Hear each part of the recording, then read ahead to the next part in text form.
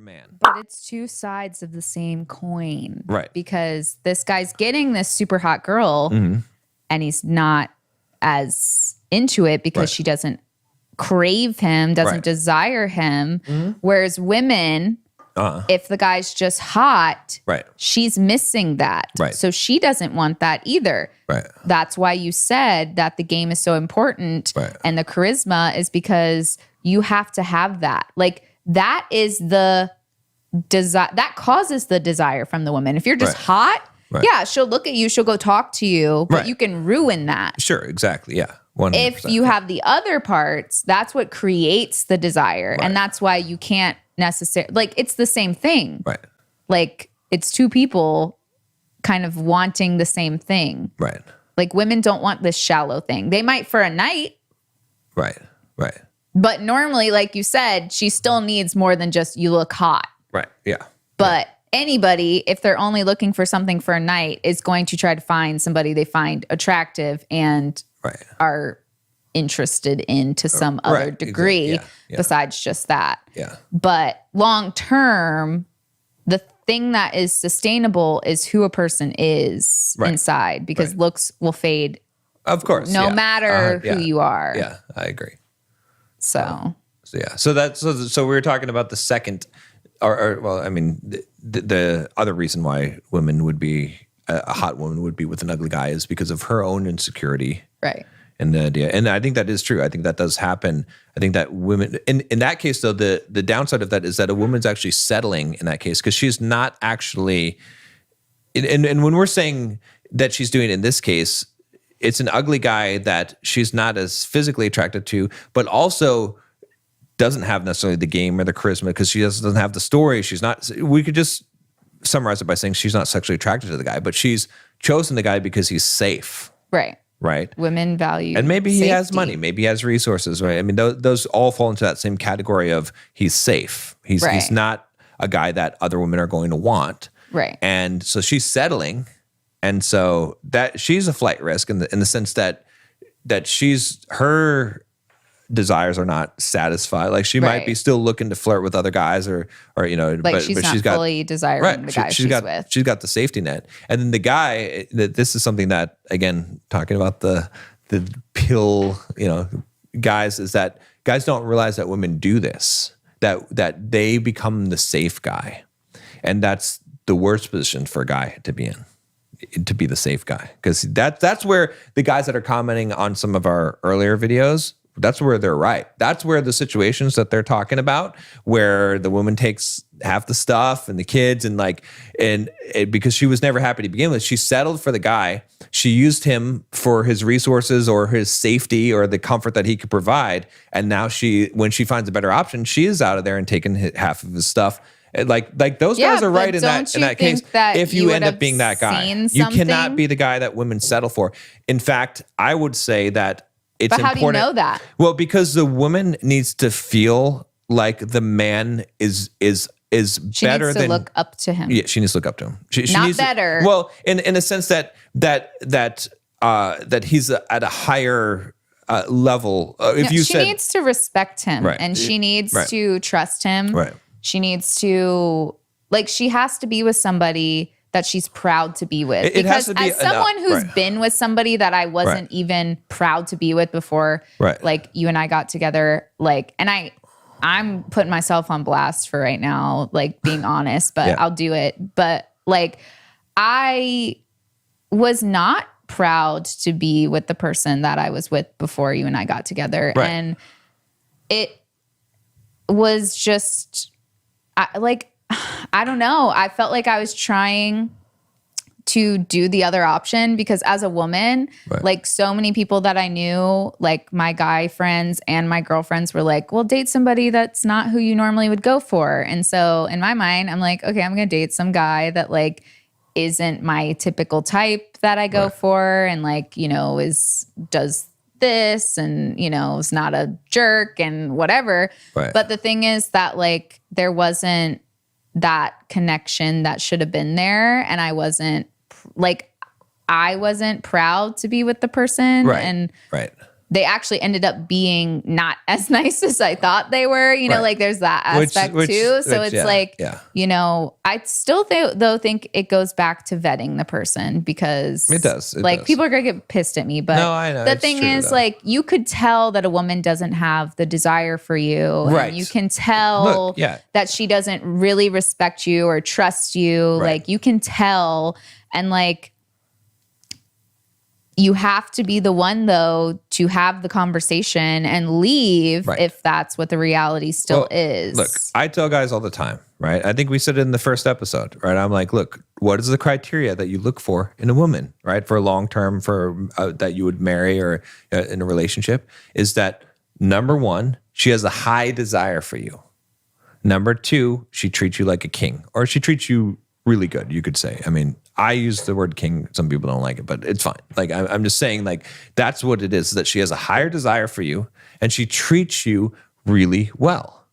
And that if guys are ignoring the fact, if they're like, oh, well, you know, she's with me, so she must, like, no. Right. Do you feel like she has a high desire for you? If you don't feel like she has a higher desire for you, get out of there, because she might be settling for you. And, you know, you want to be the guy that she has the highest sexual desire for. Otherwise, she's going to have it for someone else. And that's, I mean, these are the hard, cold truths of reality. If you can't become that guy, then you better transform and become that guy by learning some other things and developing your skill and, you know, developing your bedroom skills and all the things that you need to develop on. You know what I mean? Till you become that guy. Because if you're not, you are in trouble. Like, you are in trouble. Yeah. And women will make the choice and they will settle for you, and they might even love you, but that, you know, but not to the full extent that not to the full extent. But some people don't even know what the full extent is, right. And I get that too. Right. But what you're saying is true. Like, and women want relationships, so they will go try to find a guy that you know ticks the boxes, but there might still be important things that are missing. But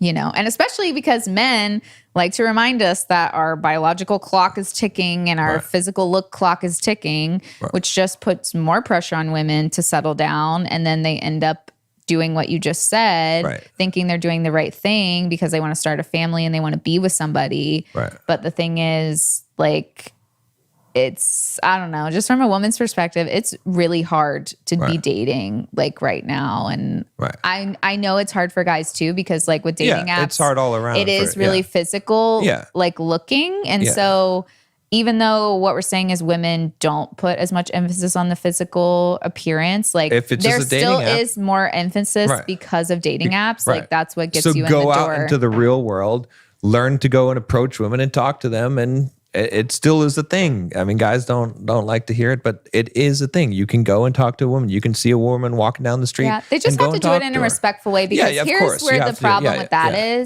is that you're telling men to do that and they're still kind of angry, but they're like, okay, well, I'm going to go try. Well, that's the puppy dog thing. That's why I was saying, it's like, come over here, you stupid dog. Yeah. It's like, I want to love you. Don't you know I would love you better than any other dog owner, you dumb dog? Well, that's what happens is they like come into the grocery store or whatever, and they see a woman they want to talk to, and then a woman might be like, no, I'm not interested, and then it's like, you don't know what that guy's gonna do, and most of the time it's not like, okay, have a nice day, which is what it should be.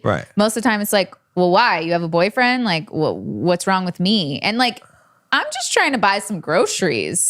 Like or they'll go to the gym and they'll like, you know, try to have a conversation, but then if it's not going the way that they want, they like freak out. And that is why women have gotten to a point where they're like, don't even talk to, like, I don't want anybody to talk to me.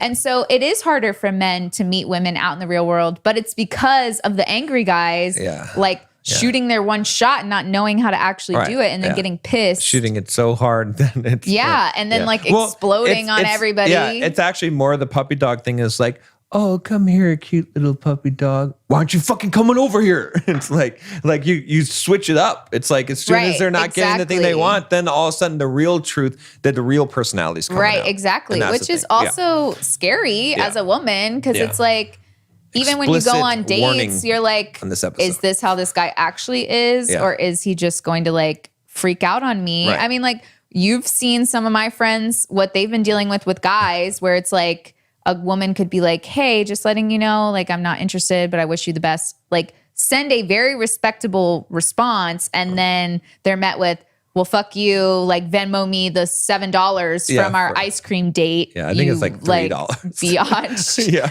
So it's like, that is real. And here's a bonus dick pic. Here you go. It's a real thing. And it's a real problem that women face with these guys who are so angry. And they do, I know that they're trying, but they're still allowing their anger to like spill out. And it's very scary for women, especially because even as, this is a whole nother thing, but you know, as women, we're afraid to even go on a first date. Like, will we be murdered? Right.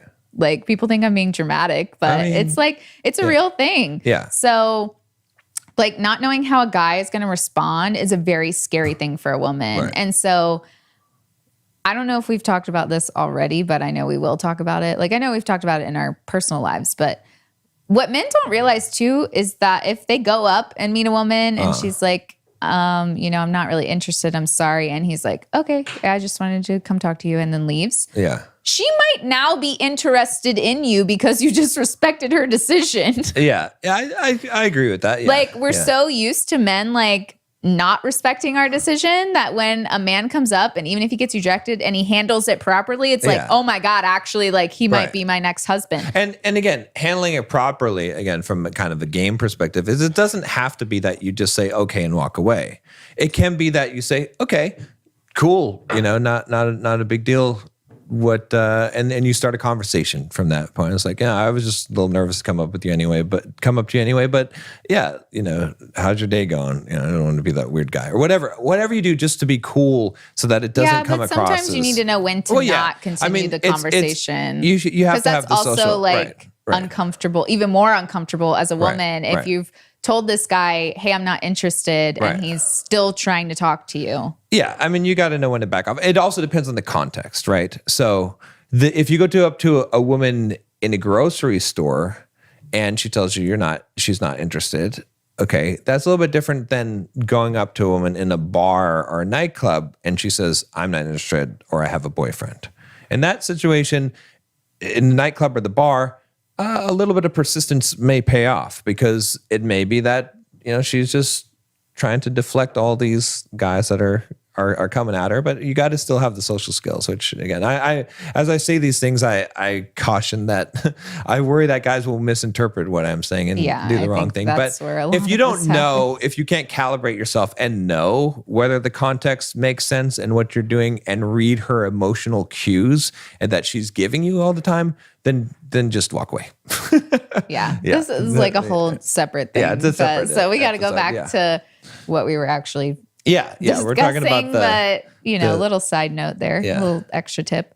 But so I think the reason I brought this up though was mostly for men to realize that women don't go about dating the way that they do. Right. And that men think that they do. And that also, I do agree with what you said, that like, I don't think men should be just settled for. I don't think anybody should be just settled for ever. Like, nobody deserves that.